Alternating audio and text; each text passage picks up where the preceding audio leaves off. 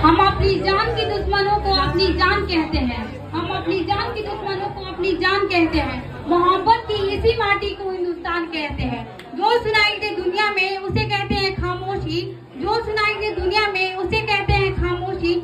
जो आंखों में सुनाई दे उसे तूफान कहते हैं, उसे तूफान कहते हैं। परम माननीय मुख्य अतिथि, गांव से पधारे अतिथि, मेरे देवता तुल्य गुरुजन, प्रधानाध्यापक और मेरे प्यारे भाइयों और बहनों, आप सभी को 15 अगस्त की हार्दिक शुभकामनाएं। मैं साक्षी कुमारी क्लास 12 से आप लोग के समक्ष देश प्रेम और राष्ट्र निर्माण के उपलक्ष्य में कुछ विचार प्रकट करने जा रही हूँ।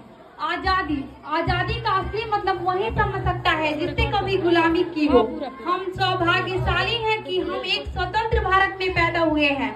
यूं तो आजादी की लौ 1857 में चल चुकी थी, जो 1947 में हमारे देश को आजाद कराई। प्राचीन भारत, मध्यकालीन भारत और वर्तमान भारत के उदाहरणों से मैं स्पष्ट कराना चाहूंगी कि जब हम फिरंगियों के फेरे में फंस गए थे तो रंग दे बसंती चोला के एक आवाज पर टोले के टोले उमड़ आते थे और उनके इनकलाब जिंदाबाद और वंदे मातरम के नारों से खून में आने वाला 5 डिग्री का तूफान अंग्रेजी शासन की जड़ें हिला देता था।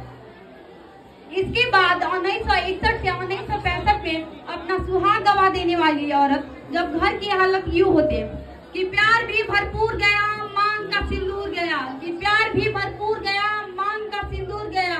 नन्हे ननिहालों की लंगोटियां चली गई, छोटी छोटी बेटियों की चोटियां चली गई। बाप की कमाई गई, भाई की पढ़ाई गई, कि बाप की कमाई गई, भाई की पढ़ाई गई।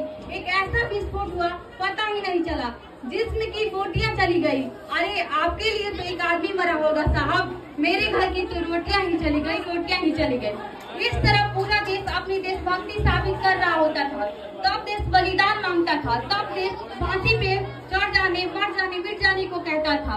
लेकिन आज देश मर जाने, मिट जाने, फांसी पे चढ़ जाने को नहीं कहता। मेरे विचारों में यदि कोई व्यक्ति अपना काम पूरी मेहनत और ईमानदारी से करता है, वही सच्चा देशभक्त है। क्योंकि न अगर आप वर्ष में 2 बार हाथ में तिरंगा ले लेने को देशभक्ति कहेंगे, तो मैं पूछना चाहूंगी कि कड़ी धूप में रहने वाला बच्चा ट्रैफिक पर जब हाथ में तिरंगा लेकर बेच रहा होता है, तो क्या आप या उसकी देशभक्ति कहेंगे? नहीं नहीं, ये उसकी देशभक्ति नहीं, बल्कि उसकी पेट की भूख की शक्ति है जो उसे ऐसा करने पर मजबूर कर रही है। क्योंकि न वो मस्जिद को जानता है, न वो शिवालय को जानता है, न वो मस्जिद को जानता है, न शिवालय को जानता है। वे पेट की भूख है साहब, वे केवल अनाज के निवाले को जानता है, अनाज के निवाले को जानता है। अपने परिवार, अपने समाज और अपने राष्ट्र के प्रति समर्पण का भाव है देशभक्ति। हर देशद्रोही के जीवन में आने वाला तूफान है देशभक्ति, ताकि हर देशद्रोही यह समझ सके कि अगर तू परिंदा है तो यह आसमान तेरी है, अगर तू परिंदा है तो यह आसमान तेरी है, अगर तू दरिंदा है तो यह शमशान तेरी है। भाईचारे से रहना है तो रह इस जमीन पे, भाईचारे से रहना है तो रह इस जमीन पे, वरना यह कब्र भी तेरी है, यह कब्रिस्तान भी तेरी है, कब्रिस्तान भी तेरी है। अब मैं बता दूं कि महिला सुरक्षा के मामले में भारत का स्थान 177 देशों में 128वां है, जबकि भारत में बिहार का स्थान दूसरा है।